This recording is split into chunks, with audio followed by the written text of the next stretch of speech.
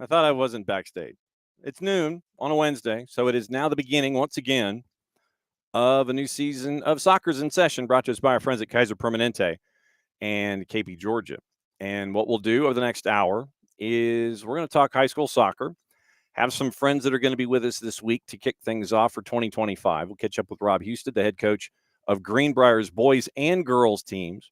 Talk about Creek Cup, talk about last year, talk about this year. Boys are off to a 3-0 start. We'll break it down one side each.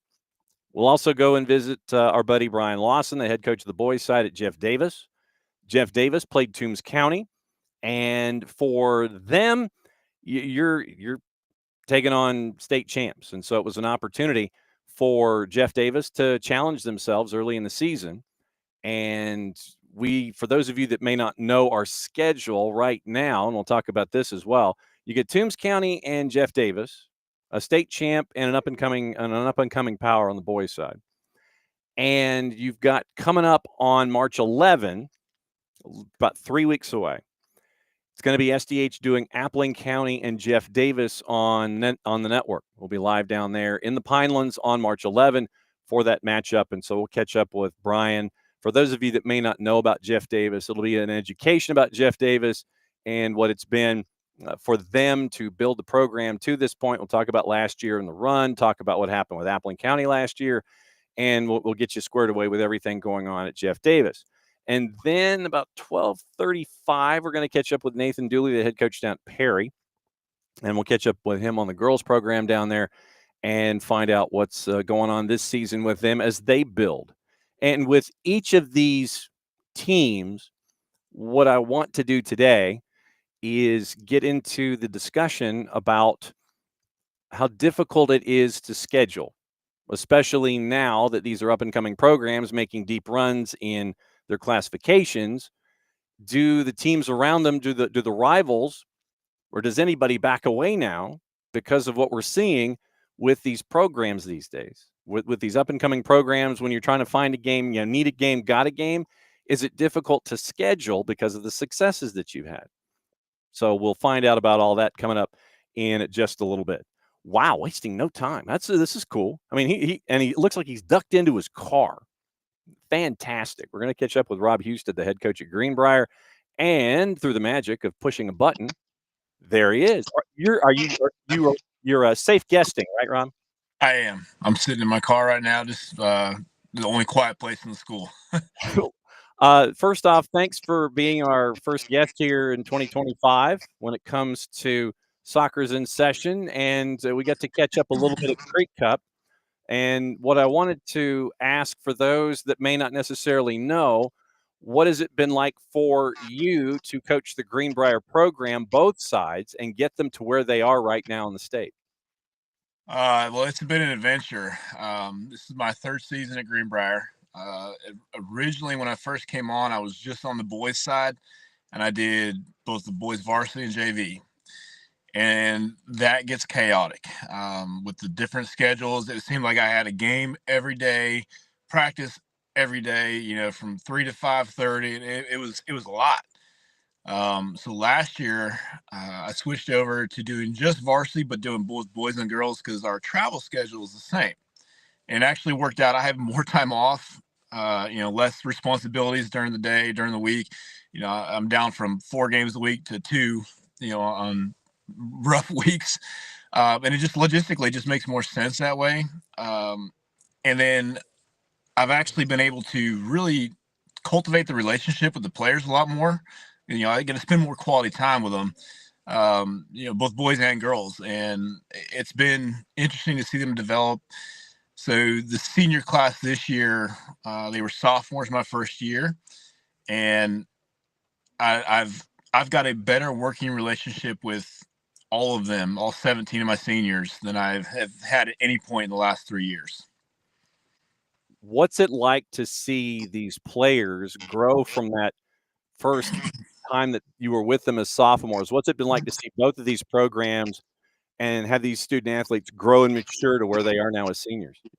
It's been pretty incredible to watch. On the girls' side, we've got a couple of girls been playing varsity since their freshman year, and they've come a long way since then. And really what's happened there is I've just gotten to know them better as persons. I've had most of them in class at some point, and I teach a senior class in school. So, I've had them all in class this year, and it's been really, really fun to see them develop. I work with a lot of them in FCA. So we have meetings, and we sit and we pray together. We talk about life and things, things that you don't normally get with high schools, especially when it's, I'm a male teacher with female players. You don't get that a lot. That's been the cool part on the female side. On the guy side, man, I've seen some of these guys every day for the last 3 years. I spent a lot of time with them JV.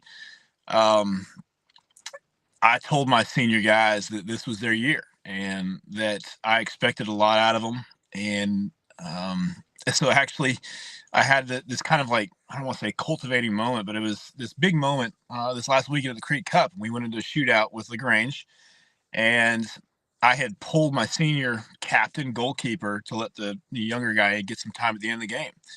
And as it looked like we were going into shootouts, I walked over and said, "Hey, it looks like we're going into shootouts." And before I even finished, this is the character of this guy. He said, "Coach, leave him in. He's better at PKs. He's got it. I trust him fully." My senior captain said that, and that's the maturity it takes for somebody, a senior, in a big tournament like that, to say that. It was really incredible to see. What was it like for you to bring Greenbrier to Creek Cup in the first place? How did that conversation go? How did you get involved in Creek Cup? How did this actually happen to where you got to travel from Columbia County all the way over? Well, so that is, the last 2 years, we've had success, a good amount of success on both boys and girls side. I think between the two clubs, we have 4 total losses, including playoffs, over the last 2 years. Before this year. Now, I don't take credit for any of that, really. That's all players and the development that has been gone on before me. But that reputation brought us into the Creek Cup, to the attention of the coaches that were organizing it. So at the end of last school year, I think they sent me an email, said, "Hey, would you guys be interested in playing?" I said, "Sure." It looks like I'll be with both boys and girls. Is it possible to get them both in? Being over in Augusta, one of the big things for the girls specifically is finding more competition. And that's nothing against any of the clubs we've played in region or anything like that. It's just simple truth. It's very hard to get them quality competition before playoffs. So I jumped at the chance for the girls and the guys. I was like, "Look, I'll take on anybody. It's the more competition I get now, the better off we'll be when we get to playoffs at the end of the series in the season." So we just started talking about it, and then I was actually looking back on things, and I started planning for this trip back in August, formally. So it's been a long time coming, and it was really, really a great experience for both teams on both sides. The coaches that organized did a fantastic job. What did you learn about yourself traveling on the road like this for the first time? Uh, so I learned that my military background has come in handy. It's one of those things that, like, my philosophy when going into it was control things I can control, and worry about those, make sure I have plans for everything in place. And I'm happy to say, like, we had arguably the smoothest experience I could have expected, for taking 42 high school kids on a road trip overnight. I just have this vision of 2-inch thick 3-ring binder and laid out from A to B, and it's like, okay, well, with your military background, it's like, okay, here, then we're here, then we're here, then we're here, and all these, lockdown schedules and things like that. Is it difficult to schedule on 2 fronts because, 1, you're in East Georgia, and 2, you're a growing program on the boys and girls side? It's not terrible. Most of the time when when we talk to other schools and other programs, we want a boys and girls game, and it's usually pretty easy to get both of them scheduled. The scheduling honestly wasn't difficult. The coaches at Johns Creek and Northview, like, they organized everything, and when I first started talking to them, I said, "Look, as long as I can be at the field for both games, we'll do whatever we got to do." and they made the schedule work for us. We didn't really have any problems there. I actually played back to back Friday. How was that driving traffic? It wasn't bad at all. I mean, they were both there at the Northview High School, so the girls finished and then the boys jumped right on, and it was like we do every other game. That's exactly the schedule they follow. So they're used to that. It was normal. I think that definitely helped both teams have a sense of normalcy as they went into that game. Mm-hmm. So yeah, I mean, it really wasn't that bad. It's funny that you mentioned lockdown, because I went old school with tape on the doors at the hotel and everything to make sure the kids were in their rooms, and really nothing could go wrong. Wow. Yeah. Tape on the doors, and that's strong. But you learn from things like this. And on the boys' side and the girls' side, right now, you're looking at a team that's 3-0 on the boys' side. Yep. And you're looking at a team that's 2-1 on the girls' side. And you're back in your particular bailiwick next time out Friday. It's Statesboro. Correct. What has study hall been like since Creek Cup and getting ready for Statesboro at 5:30 and 7:30? We took Monday off. I needed a day off to recover. And then we got back at it yesterday. On the boys, we worked them pretty hard. The weather here today is not the greatest. No. So we will likely be in film today if nothing changes. Tomorrow we'll kind of play it by ear again, see if what the weather does, and then we're back on normal operations on Friday. We've played Statesboro as a region game the last 2 years. They are technically, this game is non-region, but we're treating it just like it always is. It's business as usual for us. So back on normal routine.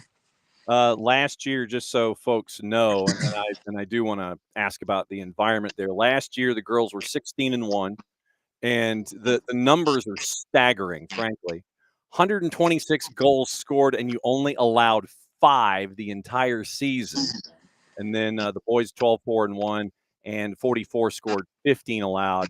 So 12-4-1 on one side, 12. So the 28-5-1 last year. You ran through region as the top seed in Region 1 5A. Biggest lesson that you brought forward from last year into this year's what? So honestly, it's probably the biggest lesson. The same thing I've been telling my seniors. I pulled the seniors aside the day after tryouts ended, and I told them every year I've had a theme kind of going into the season and a focus point. And this year, my focus point for both teams was, if we want a different result, we have to change the process. And, I feel like a lot of teams get stuck in routine and doing the same thing. And, well, this is how we've done it. We could easily have gone into the season with the girls, for example, and said, hey, we were 16-1 last year. We lost to the eventual state champions in Elite Eight. That's good enough. We can do that again. But these senior girls, I owe it to them to give everything I can, right? So my message to them was, I'm going to change the way I do things, and I want you guys to do the same. And if you change your process, your result has to change as well. It's impossible not to get a different result. It may be better, it may be worse, who knows? But we can't accept the same thing. And I told the boys the same thing. We knew going into this year that where our strengths were going to be was only be on the defensive side of the ball. We had our 4 back guys and our keeper all returning, and our 2 holy mids returning. I lost 82% of my goals from last year. So we doubled down, and we looked at things. We looked at lineups and stuff and figured out, what can we change in this process to make sure our result isn't a second round exit in the playoffs again. Do you need a hall pass? Am I going to get you? No, I talked to my supervisor and we arranged it, and she's thankfully very great, helping me out anytime I need stuff with soccer. Especially, last year, the year before, we had 4.5-hour bus trips that we were leaving at 10 o'clock in the morning for. So. Okay, I just wanted to check. I didn't want to get you into trouble keeping you. No, you're good. I appreciate it. Thanks for hanging out with us here on Soccer's in Session. Great to see you at Creek Cup. We'll catch up with you soon, my friend. Thanks for dropping by. Sir. Thank you so much for having me. I appreciate you. All right, there goes Rob Husted, head coach at Greenbrier. And so we're going to do the hot change, which means now we go to Hazlehurst. We go to the Pinelands and catch up with our friend Brian Lawson, who is now hanging out with us. And thanks for dropping by on your lunch hour, Coach. I really appreciate it. Man, thanks for having me. No brainer on our end because of the story that's down there. And I wanted to introduce folks to soccer in the Pinelands, football in the Pinelands. You know, it's been fun to see the program, both on the boys and the girls side, grow and evolve to where it is. From your side of things, what is the biggest lesson that you bring forward from last year into this year down there at Jeff Davis? Well, being able to execute in pressure packed moments, speaking of the playoffs, we play Appling County 2 times during the regular season and we end up losing both matches, and then taking those losses and growing from them, finding a way in the playoffs to make it to the Elite Eight. And we had a couple things. Our kids didn't handle the moment absolutely correctly after the match. We had one red card in it. Our leading goal scorer went out for 2 matches, so he missed the Elite Eight match against Providence Christian. And arguably our only unanimous all-region player in Colby Yarborough just let the moment get a little too big for him and was a little too extra celebratory after the win and caught one also. So learning that every moment you have big moments, but it's how you act in those big moments is what really makes you as a player and a man. When you look at how things have grown there in Jeff Davis, on the boys' side, 13-7-1 last year, and you mentioned the crowds, and we've talked, offline about how the crowds are and how the crowds develop. What has it been like off the field, in town, in Jeff Davis County, to see where things have grown to this point? I mean, the boys team last year cracked 100 goals in scoring in 21 matches, so that averages out to 5+ still. But how has it grown, and what's it been like to see it get to this point, to where it's this hot commodity all of a sudden? So you see it on the youth level, like the 6Us, 8Us. Our rec department, Josh Horton down here, does a great job with them, and we have hundreds of kids in the youth soccer program, and kids in elementary school. I'm the ESOL teacher here at the high school, and we do an ESOL night every year with some elementary school kids that come over, and they come out and they meet the players, the girls and the guys, halftime a match, and like see how everything is. We let them try on the jerseys and all those things. Yeah. And so those kids at the elementary school level seeing it, and then they want to come out and play in rec ball. And now we have multiple club programs in Hazlehurst and around here. In the past, we've only had 1 or 2 in 30 minutes to an hour away. And so now kids are getting into the club level and they're playing almost year round, and they're wanting to be a Yellow Jacket and wanting to play underneath the lights in the Pinelands. How are you, and I mean that in the collective sense, considering that I've had the chance to catch up with you and Lance Helton offline. Hurricane Helene came through there and basically punched you right in the nose. And we were fortunate enough to tell the story on the TV side for Georgia Public during football season. How are you now? How is recovery, and how are all of you down there? So during football season was rough. Of course, I'm one of the football coaches on the high school staff, and trying to make sure our kids were actually just safe, because our area being such a rural area and smaller, there's a lot of trailer parks and modular homes here. And so land of the pines can be a good thing when you're talking about it, but ain't got a real big root system when the wind's blowing. So trees were down everywhere, and, keeping up with our football players and also our soccer players and their housing was really rough. We had a lot of people having to stay with other family out of town. A lot of students left, and they're just now coming back after Christmas break from that because there's nowhere to stay. But with us, one common ground that everybody has here in athletics essentially is the football field, soccer field. So like we opened it up as much as we could during those down times where kids would come out and play and touch a ball around soccer wise. And we're getting into the swing of things where it's almost normality. We're still trying to fix some things. We still got some roofs off some school structures here, and trees are missing and signs are still down. We're trying to replace, but we all talk about all the time the cliche thing, like sports brings communities together, and not just the football community, but also our huge soccer community here. So it's been a good thing. And that part of the state there in central Georgia, last night you had games against Toombs. Toombs is a state champ.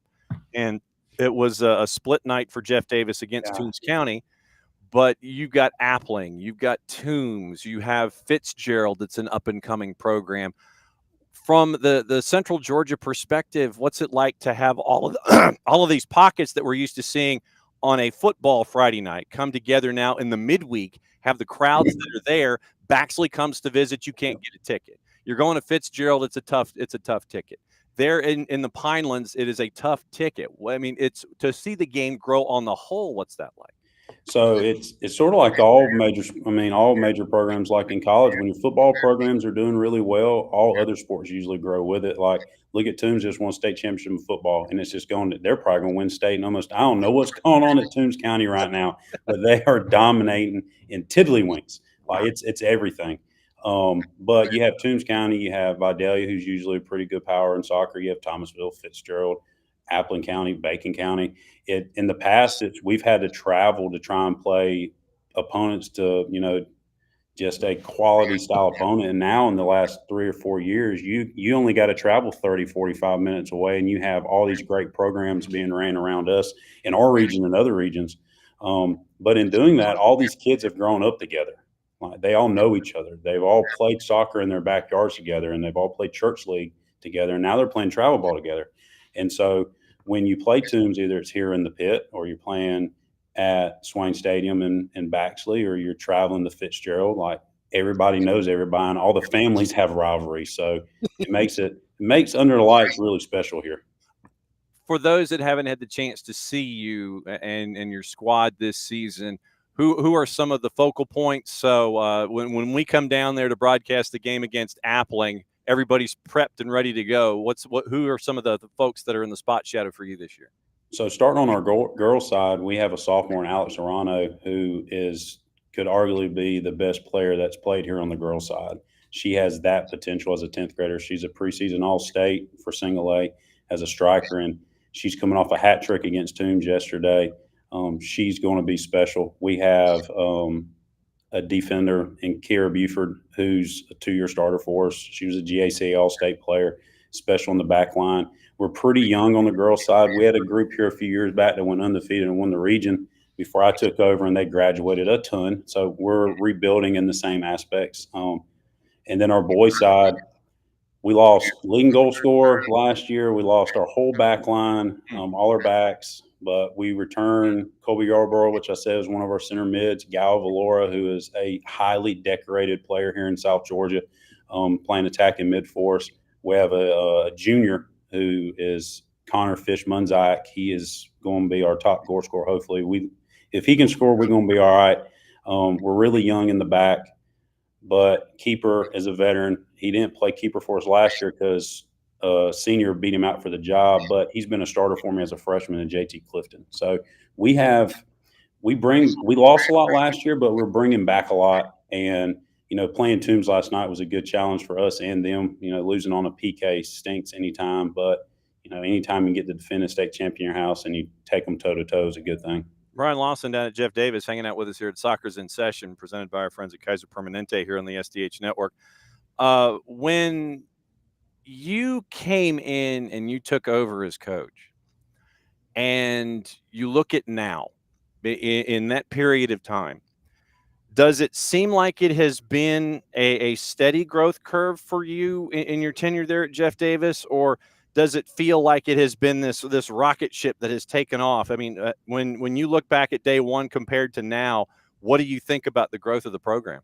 So when I came in 8 years ago, I was only supposed to be an assistant for the JV, and our head coach at the time that started the program, and Chris Calhoun, he ended up passing away like middle of the summer, and it was like, take it. And so I took over, and I was left with a senior heavy team. We made the Elite Eight 2 years in a row. And at that time, our youth program wasn't as strong as it is now. I was new in the community. All of my sisters were new in the community. And so it took a few years for us to get out there and get people playing regularly. And so we took a little bit of a drop off going into that COVID year. And since then, it's been a steady incline for us, where we're now making the Elite Eight as an expectation here for us. That's what I tell the guys. Like, it's region championships is the expectation. The community has the expectation, because look, I don't know if you know, the Hispanic community here is rowdy under the lights, and there's a huge expectation whether you know it or not, and they'll let you know it out in the restaurants, wherever you're at, they'll find you. So kids have that expectation, and we have that expectation, but it's been a steady incline, and that's how we want it to be as we keep going. How tough is single A soccer? Ooh, I was talking with Coach Moore at Toombs yesterday, and there's a lot of quality programs in single A. Don't get me wrong at all. And the private schools being out now is going to benefit us public schools definitely, because if you look at the Elite Eight round last year, there's 5 or 6 in there. But I was talking with Coach Moore last night.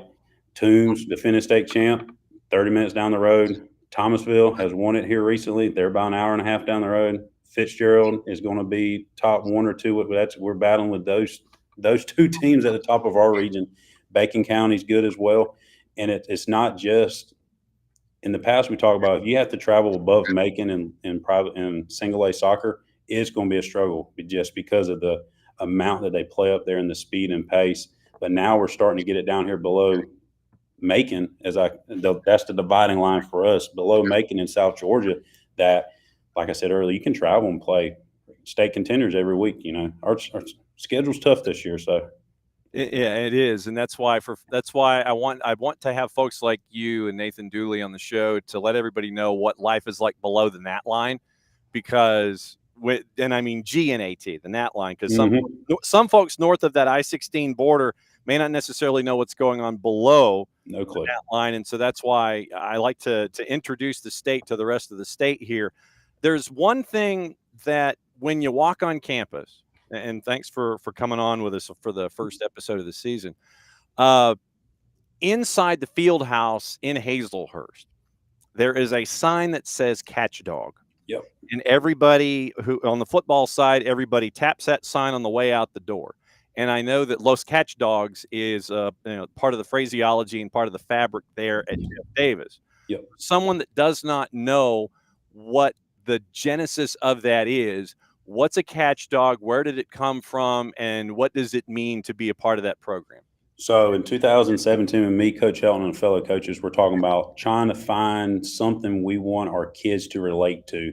South Georgia, a lot of people down here got pit bulls and hunting dogs, and they go find pigs in the woods, deer, something, right? And so you have 2 types of dogs when you go hunting. You have a bay dog and a catch dog. And so the bay dog pins them up, and then the catch dog is the one that goes in and finishes the job, and they're going to fight every ounce of breath they got until the job is done. It don't matter if you're telling them to get off, you can't pull them off, right? And in football, that was our mentality, was finding players that were like catch dogs, that if you sicked them on somebody, they were going to stay on them until the job was done, no matter what it took. And so we've taken that phrase with me on the football side to the soccer side and brought it to our kids on the boys and girls side, where, it's on our undershirts we have on the boys, it's everywhere with us with soccer too, because we feel like that mentality is the same thing in all sports. It don't matter if it's baseball, basketball, football, soccer, that if we have an outside back has a job to do, he needs to do it until we have to drag him off the field. Like, I'm really bad about when my kids go down, like, hey, get up, show you're tough. Don't be weak.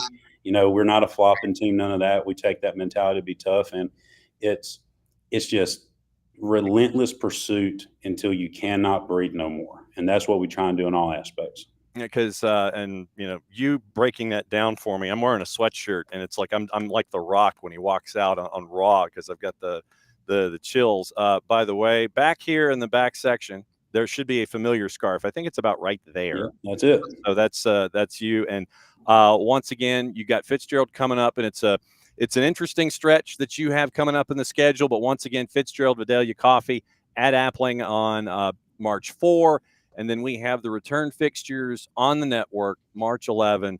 As always, great to see you, my friend. Great to let everybody know what's going on with the Catch Dogs down there in Hazlehurst. We'll catch up with you soon. Do not be a stranger. Thanks for dropping by. Definitely, man. Can't wait to see you on March 11th. Go Jackets. There you go. Brian Lawson, he's down at Jeff Davis.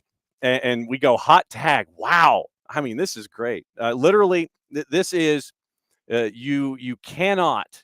I mean, this is like these coaches that we have. They know when the other one wraps. They literally do. Nathan Dooley down at Perry, he literally signed in the second I signed off with Brian Lawson. So it's like literally they're tagging in and tagging. Actually, I think they're probably talking to each other. Hey, dude, I'm done.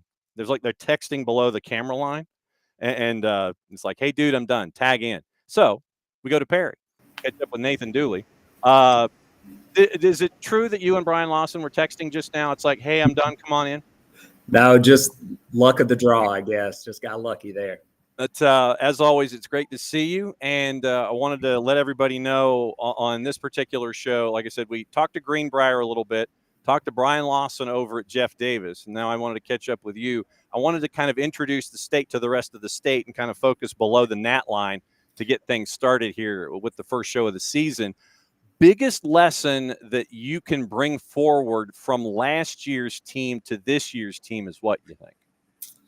Last year, well, remember I do both. I do the double duty, boys and girls. So we're in two totally different spots this year than we were last year. For the girls, we're very young, graduated, a bunch of quality seniors. So it's getting our young girls ready to play at a high school level. They, freshmen come in, quality players, but they're used to playing against their own age group. And when you're playing against older girls, that can cause some issues and things like that. So it's really working with those younger girls and trying to get them up to speed. Boys, last year, we got hit with the injury bug early. And so we're finally healthy. And we're having a great start to the season, opening up 4-0. So it's really just trying to keep them focused and pushing forward. How difficult is it for you? And we had Rob Houston on from Greenbrier, who does the same that you do. How difficult is it for you during a season to navigate both of these teams and make sure that that the messaging is still there every single time on both sides? Philosophy is there. Game day is there. How difficult is it for you and the staff to manage both teams? It has its challenges for sure. We split practices, so that helps. So really, that's just on me and the staff to be willing to put in more time. And then the kids, we're like one big program, so that part's easy. The kids buy into what we're trying to do here and what we're trying to build here. It does take a lot more planning because, like I said, we're at two different places with the girls and the boys. So we're working on one thing with the girls and we have to switch and work on one thing with the boys. Game day is we've already put in the work. So that's probably the easiest part there. Just making sure we're executing on what we need to. I would say personally, probably one of the hardest parts is if one team does well and the other team doesn't do well, is you've got the high and low in one night. And so that part can be kind of tough as well. What has it been like to see the support grow there at Perry for the programs? Because we've been down there to do games. We've done playoff games down there on the network. What's it been like for you and the staff and everybody associated with the soccer programs see the support grow there in Middle Georgia? Oh, it's been amazing. Just in the 14 years I've been here, the sport has grown not just at Perry, but at Middle Georgia. But we have an awesome admin. I wouldn't be in support here from the school and the county. I wouldn't be able to do both teams if it wasn't for that, and parent support and business support. Anytime we ever ask for anything, people are willing to come out and help out, and whether it's give of their time, financially, whatever it may be. But it's just been great, the outpouring. This was only supposed to be a 1-year deal of me doing both teams, and now we're on year 5. So I wouldn't be able to do it without support. Year 5 of year 1, right? Yeah. What have you learned about yourself as a coach in these 5 years, in this 5th year of being a year 1 deal down there at Perry? What have you learned about yourself? I've learned a lot of patience, especially dealing with both teams. And I've learned being a parent has definitely helped, and being a parent of boys and girls, knowing that both respond a little bit differently to different situations and having to wear multiple hats and things like that. So I've learned to adapt and have a lot of patience. And I've lost all my hair in those 5 years too. So. I'm right there with you, brother. It's just that right now I can wear a headset and try to move everything forward and distract folks from what's going on behind. I'm completely with you. When it comes to your classification in Quad A, I asked Brian Lawson this question about Single A, and I got a big old exhale before he gave me the answer. How difficult is it to navigate Quad A when it comes to the sport of soccer here in the state of Georgia? I would say it's probably one of the toughest in all of high school, because you've got a lot of your private schools that didn't want to be part of that 1A through 3A opted to bump up to 4A. And so it's tough, because once you start playing, a lot of those schools where they, maybe have access to more resources, more opportunities to play club ball, things like that, it gets pretty tough. We like to pride ourselves on being one of the strongest programs south of Atlanta, and anytime we go up your way, we give it our best shot, but it's always, that makes it tough. Oh, when do you turn into a pumpkin, by the way? How many more minutes do I have you? You got me for about 9 minutes. Okay, yeah, so we're good. Okay, till quarter till. Okay.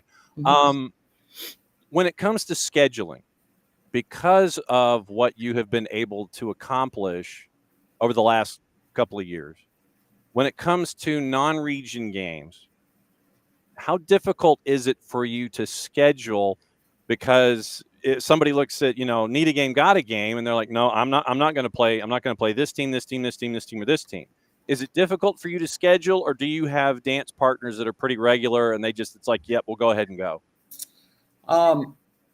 It's not. I actually probably turn down more games than people turn me down, because I think with the way the region alignments are, like we're traveling all the way down to Savannah this year in our region. So I think a lot of teams are looking to play non-region games that are closer to home. Yeah. And so I've had to turn down some games, just trying to look at the level of competition, trying to up that. Luckily for us, though, we do have some really quality schools in the Middle Georgia area that we've already opened up with two 5A schools in the county that are typically pretty strong programs and veterans in Houston County. And we also played a 6A school, Lowndes County, this past weekend in a tournament that we were in. Yeah, you got Lowndes, veterans, then you beat Lowndes, Houston County and veterans, 1-0 and 2-1 winners there. You play Lowndes in the tourney, you win 3-1, and then Ace Charter 4-3. So it was another calm game with yet another team there in Middle Georgia. What's it like going through a 4-3 game? Is it you just kind of, it's like, all right, we're just going to go ahead and it is what it is, or is it nerve-wracking when you've got a game that's got 7 goals by the end of it? I was not real happy with that game, because we were, in all transparency, we were up 3-0 at the half. Mm-hmm. And the boys kind of fell asleep and let them get some good goals in. And so it was definitely it was nice to win the tournament. Don't get me wrong, but I definitely used it as a learning moment that we've got to be engaged for the whole 80 minutes and not allow some of the silly mistakes we allowed to happen. Girls' win was against veterans so far this year. You've got Wayne County coming up in a little bit. For those that haven't had the chance to see you coming out of the blocks on the boys and the girls side, who are some of the folks that when they walk in the door, they'll gravitate toward? Who are some of the names that folks need to pay attention to this year so far? On the girls' side, we've got up top, we've got Madeline Foster. She's our goal scorer. She's a junior. We've got another junior, and Julie Marfell, who can play midfield and defense for us. And then our captain on the back line, Madison Gallagher, who is also a junior, is another one to watch. One of our up-and-coming dynamic freshmen, Mia Mathis, she's playing in the midfield for us. She's doing really well. And we're looking forward to her growth, not just this season, but the future. On the boys' side, we've got our captain and our main player who was hurt last year, Harrington Arnett, is back. He's a 6'4" giant in the midfield. He's a senior. His brother, JD Arnett, is a 6'3" giant that handles the back line. So those two guys are kind of the heart and soul of the team. And then we've got a lot of compliments around them that just the boy, this is going to be an exciting year for the boys, I think. Especially when you get twin towers that are brothers that are 6'3" and 6'4". Yeah, that helps.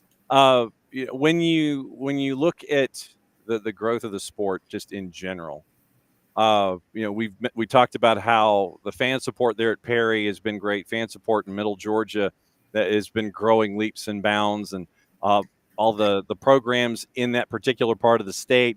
There's the familiarity that's there. When you started there at Perry before the 5th year of the 1-year deals, do you remember what your first day of work was like when you were starting the program, when you were starting your involvement in the program, and compare it to where you are now? Do you remember your first day at work? Well, I started with the boys 14 years ago, and I do remember that a lot. I had a lot of, I would say, athletes and not so much soccer players. So there was a lot more development in terms of learning the game and working on that. Whereas today we have soccer players all over the field. And that's just grown even so more in the last five years, to be honest. With the boys, I'm able to put 11 club players on the field, where years ago I wouldn't have been able to do that. I wouldn't have that many boys playing year round and stuff like that. So that's really helped a lot with being able to come in and really teach a little less technique, more tactical type stuff, and how we want to play and getting our identity and stuff like that. What is the identity there at Perry? So when folks walk in the door, they know that Perry soccer is succeeding because of blank. I would say it's our passion. And with the boys side this year, you're going to see a lot of possession-oriented soccer, less direct play. We like to build up from the back all the way up. We've switched our formation around a little bit this year. That's suiting our strengths. We're still trying to refine that. But it's I think you're going to see some really good soccer from them. So basically, you are the Pep Guardiola of Middle Georgia soccer, is what you're saying. I will take that reference and run with it. I may or may not say that sometimes. The hair probably helps. Well, I know. Yeah, I wasn't even alluding to the hair, just the idea of building out of the back and being patient with that, because I know that there are some folks these days that think that that building out of the back should be banned and that kind of a thing, and that everything should be 5th gear, pedal down, you got to go, clock's ticking kind of a thing. But you want to build out of the back these days. Yes, with this team, we definitely do. We work a lot in practice, just about every day, on possessing the ball. A lot of I limit their touches, 1 to 2 touch in practice, and we're really looking on how can we build up, how can we get numbers forward, get numbers up in the attack, and then how can we, when we lose the ball, make sure we have numbers back. We always want to look for, whether we're attacking or defending, we want to have the numbers. And so we really work on that. Okay. So I think I'm getting you out in time. I don't have to get you a hall pass, do I? No, we're good. Cool. As always, Nathan, great to see you. Head coach of the boys and the girls side down there at Perry. Thanks for dropping by here on the 2025 premiere of Soccer's in Session. We'll catch up with you soon, my friend. Sounds great. Thank you. There goes Nathan Dooley down at Perry. So it's been a fun show. Rob Houston at Greenbrier called in a little early, and there's nothing wrong with that. So bat and leadoff was Rob Houston at Greenbrier. He coaches both of the programs there. Then we caught up with Brian Larson down at Jeff Davis. They had a split night against Toombs County last night with Jeff Davis High School, and then catching up with our friend Nathan Dooley down there at Perry with the Perry Panthers. And Nathan coaches both programs. So very, very cool stuff there across the board here on the premiere, the 2025 premiere of Soccer's in Session, presented by our friends at Kaiser Permanente. Last night, it was the day-night doubleheader. We had the Tuesday night throwdown and the Tuesday throwdown. It was a big win on the road for Dalton. Dalton knocks off McIntosh on the boys' side 3-0. And you can go back to our Mixler channel and you can listen to that game and all the games that are archived there, whether they were on the SDH network or Soccer Down Here 2. So SDH and SDH2, go to our Mixlr channels, MIXLR, download the app. And then what you can do is listen live and get your notifications there. If you set up notifications, when you download the Mixlr app, you get an email that we're live, that a game is on the SDH network. There's a game on SDH2. You can set your notifications when you follow on the Mixlr app. Or what you can do, even though I still would recommend downloading the Mixlr app, what you do is when there's a game on, go to soccerdownhere.net, and then you go to the Listen tab on the front page. And Jason has set this up really well. So tonight, as an example, if you haven't downloaded the Mixlr app, then go to soccerdownhere.net, 5:30, 7:30, North Gwinnett at Gainesville, girls and boys, girls 5:30, boys 7:30. And we will have those games for you on the SDH network, soccerdownhere.mixlr.com, and you can listen there to those games. And then on Friday, Jason and I will be in Dalton for Johnson, Gainesville, and Dalton, just the boys game, just the one game there, considering it is winter break here in the state of Georgia. And it'll be great to see Frank Zamora and Matt Cheeves. And getting to discuss with the coaches here on the show today about scheduling. And Brian Lawson talked about, we got a lot of great rivals around us. We're going to go ahead and play them. And it gets you ready for what I refer to as season 3, the postseason, so you can chase a championship at that point. 3 seasons, non-region schedule that you hope gets you ready for season 2, which is your region schedule, which you hope gets you ready for season 3, which is your playoff push. And with Jeff Davis and with Perry and with Greenbrier challenging themselves for the first time really with a road trip on the boys and girls side, coming to Creek Cup last week. And then you got to hear those matches on the SDH network and on SDH2. So you have programs that are challenging themselves in different ways. Greenbrier today, finding out challenging themselves by having to travel distance.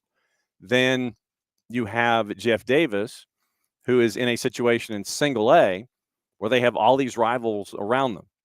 And you're now to the point to where you are taking your football rivals from Football Fridays in the fall, and you now get to apply them to your football rivalries, your soccer rivalries here in the winter and eventually in the spring. So at Jeff Davis, it's Bacon County, Appling County, Fitzgerald, Vidalia that's a part of this, and Toombs County. And they're all right there. And so single A, really, with the public schools in single A, they really get to play bumper cars during the regular season in seasons 1 and 2. And so it's really interesting to see how things are evolving now, especially below that I-16 line of demarcation. That if you take it at Macon and you just keep drawing it, so that I-16 line of demarcation is a lot to be reckoned with. And like I said, what we wanted to do here and what we want to do on Soccer's in Session is share the state with the rest of the state. Okay, and then when you get to the point where it is the postseason, you look at single A and you say, "Oh, okay, yeah, I know about Jeff Davis High School. Oh, yeah, I know about, I know about those teams in that area. I know about Appling. I know about Fitzgerald. I know about Social Circle. I know about all of these teams. I know about Atkinson County. I know about all these teams because I've had the chance to, just hang out and listen to them and let you know what's going on. And so what we wanted to do was introduce you to those folks. So come the playoffs, you'll know what's going on. So that's kind of what we do around here at Soccer's in Session, presented by our friends at Kaiser Permanente. Like I said, last night it was a big win for Dalton at McIntosh, 3-0. The nighttime part of the day-night doubleheader was Appalachia and Seckinger. We got to go catch up with our friends at Appalachia. A 2-0 win over Seckinger, and it was Nick Chonko is the head coach at Seckinger, third-year program in Gwinnett County. And now that I'm thinking about it, I might try and see if we can have Nick Chonko on the show just to let everybody know what it's like to build a program at a new school. Nick was a coach at Archer in Gwinnett County and got the opportunity to be a part of that program. And then when Seckinger opened up, he moved over and he's the head coach at Seconder, and he's been the head coach at the boys' side at Seconder now 3 years. And they just had their first graduating class, and we got to broadcast their game last night against Appalachia on the boys' side here during winter break. So it was a fun time last night. Great to catch up with folks at Appalachia, and we'll continue to keep things rolling when it comes to the season once again. Doubleheader today, Bobby Gruen Field at City Park, North Gwinnett at Gainesville, 5:30 and 7:30 on the network at soccerdownhere.mixler.com. And then Friday, the one match, boys, Johnson Gainesville at Dalton. And I think that's a 7 o'clock. Hang on just a second. Let me see if I can find it real quick. I think it's a 7. Dalton boys soccer. Let's see what we can find here with our friend Matt Cheeves with the big win yesterday, 3-0 over McIntosh. And so the schedule against Johnson Gainesville is 7:30. So it's a 7:30 game at Bill Chappell Stadium, Harmon Field. And so 7:30 on the network, soccerdownhere.mixler.com. And it will be, once again, heavyweights going at it with Johnson Gainesville and with Dalton. All right, scores from last night. What we will do is break it all down for you because, no, I don't want Metro Chicago. This is fun. You're looking for scores in November, and this is legitimately what I'm staring at here. It's like I have no interest in anything having to do with scores from November 9th of 2024. So that was interesting. You know, traditionally you go to a website and and everything's kind of ready to go, but apparently not. So, all right. So let me see if I can do it this way and come up with up-to-date scores from last night. And today, by the way, 10 matches and schedule on the boys' side is this.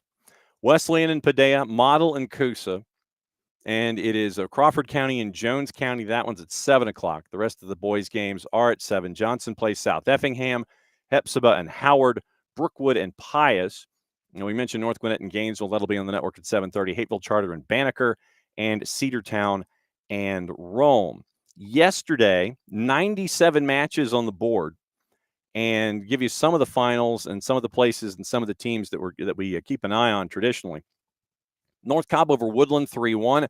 It was Riverwood and Whitfield Academy. Whitfield Academy 2-1 winners there. Also, Dade County shuts out Chattooga 3-0. Brantley County and Claxton 7-0 winners there. Atlanta International over Chattahoochee by the score of 2-1. Cherokee over Sequoia 1-0. Bainbridge beat Valwood out of the GHSA by the score of 3-2. Long County over Brunswick 4-2. Cedartown over Calhoun 4-0. Camden over Pierce 2-1. Vidalia over Swainsboro 5-1. Frederica Academy over Wayne County, the next opponent for Perry, I think. Did I mess that up? Yeah, Perry and Wayne County on Friday, 5 and 7. And so Perry is getting ready for their next opponent that is going on. So also it was Appling over Bacon by 7. Jenkins has a 5-1 win over Savannah Arts. Windsor Forest shuts out Savannah Christian 4-0. And Jasper over Hart by the score of 2-1. Jordan doubled Doherty 4-2. And Brad will beat Liberty 2-0. Glen Academy 5-1 over Benedictine yesterday. Effingham County over New Hampstead on the coast 1-0. Ware doubled Berrien 6-3. Lincoln County, big win for them, 9-1 over Trutland. We will be in Lincolnton on Monday for the matchup with Thompson and Lincoln County. Looking forward to catching up with Coach Homskis, and we may have him on the show next week to talk about the growth of the program there in Lincolnton and the growth of the sport in Lincolnton as we go. Ringgold try on a 2-2 draw. LFO over Christian Heritage 4-2. Metter 5-3 winner over East Lawrence. Portal over Montgomery County 3-1. Other winners, Evans, and in the War of the Roses, by the way, Thomas County Central's boys over Thomasville 1-0. Commerce a winner. Collins Hill a winner. Norcross a winner. Troop over Callaway 2-1. It was North Forsyth over Johnson 2-0. Meadow Creek a winner. East Hall a winner. Tift over Cook 4-0. Same score Grayson over Central Gwinnett. Heritage over Grovetown 2-1. Dublin over Baldwin 6-5 in a shootout in Milledgeville. ARC a winner. East Forsyth a winner.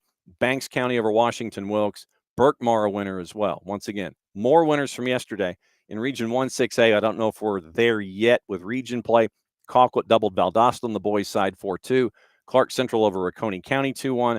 Veterans over Northside in that Houston County Warner Robins round robin that they traditionally do over Veterans over Northside 1-0. Atco over the Brookwood School 4-3. Archer over Mill Creek 1-0. Peachtree Ridge and Lanier 1-1 draw. Monroe County a winner. Lee County a winner over Coffee 2-0. Same score Gilmer over Fannin. Bremen over Harris. Morrow over Jonesboro. Dooley County a winner. River Ridge continues to win. Drew continues to win. North Oconee beat Buford 1-0. Alexander over Mary Persons 2-1. Roswell a winner. Denmark 3-2 over Milton. LaGrange a winner. Same with Harrison. Auburn High beats Columbus 3-0. And Johns Creek a 1-0 winner over Alpharetta. On the girls' side, we'll run through the scores from yesterday and get you ready for matchups today. Once again, we mentioned that we have the North Gwinnett and Gainesville game that's going to start things off for us on the day, and then we'll have the boys game to follow. So as we get into the scores, I love pop-up windows. For the record, I just love pop-up windows. Scores from yesterday, and we'll get into the matchups today to keep an eye on in addition to ours. 11 matches on the girls' side. Pretty much the same matchups. Johnson, South Effingham, Crawford and Jones, Hepzibah and Howard, Wesleyan and Padea. These are 5 o'clock starts. 5:30 is our match. North Gwinnett 1-0 against Gainesville 0-2. Brookwood and Pius, Westover and Brooks, Hateville Charter, Banneker, Cross Keys, and Riverwood. And yesterday, as a sampling of the 96 matches that happened on the girls' side, Hart County a winner. Fitzgerald beat Lanier 5-1. Savannah Country Day on the girls' side beat Glen Academy 3-1. Bacon shut out Appling 3-0. Jeff Davis, we mentioned, 5-1 winner over Toombs County. Long County a shutout win. SEB a shutout win. It was Tryon over Ringgold 3-2. East Lawrence over Metter 2-0. Swainsboro a winner over Vidalia. Let's see. LFO a big win. East Hall wins. Woodville Tompkins wins. Portal is shut out. Frederica Academy a big winner over Wayne. Cahulla Creek and Dade a 1-1 draw. Bleckley beats Crisp 3-2. Lincoln County 3-0 over Trutland. Irwin County a winner over Worth. Ware over Berrien. Washington Wilkes over Banks. Tift shuts out Cook. Oconee County a big win over Clark Central. South Gwinnett Norcross a goalless draw. Grovetown 6-4 and over Heritage. Thomas County Central sweeps the War of the Roses 3-0 over Thomasville. Jeffco over Johnson County. PAC over Greene County. Southeast Whitfield over Heritage. Catoosa. Jackson County a winner. Alatoona a winner. Duluth Tequila a 3-3 draw. Grayson 4-0. Jonesboro winner over Morrow. Appalachie beat Providence Christian 1-0. It was Stevens County a winner. Hab Central a winner. Lanier a winner. Buford a winner for the split. Mountain View 4-1 over Meadow Creek. Harrelson County over Mount Zion. Other winners, it was Madison County in a 9-goal thriller. Peach County, Lumpkin County, Mill Creek, Sumter and Westover a goalless draw. Aquinas a winner. Colquitt over Valdosta. Dooley County a big win over Macon. Baldwin the same over Dublin. Atco and Brookwood School a 3-3 draw. Monroe area win. Gilmer a win. BT a win. Jefferson a win. Callaway wins. Auburn the sweep over Columbus. Pacelli over LaGrange. McIntosh a winner over Woodward Academy. Mundy's Mill a win. Johns Creek, South Forsyth, Roswell over Forsyth Central. Dawson County over Calhoun. McEachern over Drew. And Rome over Atlanta International and Chamblee and Pope. Pope got a 2-1 win. That is soccer's in session for the first time here in 2025. Afternoon fork card. We were talking high school soccer. Thanks to our friends at Greenbrier, Rob Houston, the head coach of the boys and girls. Thanks to Brian Lawson at Jeff Davis for dropping by and hanging out with us to talk Jeff Davis soccer in the Pinelands. And Nathan Dooley, the head coach of the boys and girls side at Perry. We'll be back next week at noon to talk more high school soccer. Soccer's in session, presented by our friends at Kaiser Permanente. I'm going to stop talking for a while because at 5:30, it's boys and girls from Gainesville here on the SDH Network. So thanks for dropping by here on the noon hour. Play it safe, everybody. We will see you soon here on the network. And trust me, it'll be fun. Mucha plats, y'all. And we'll catch up with you at 5:30 this afternoon here on the network. Be good.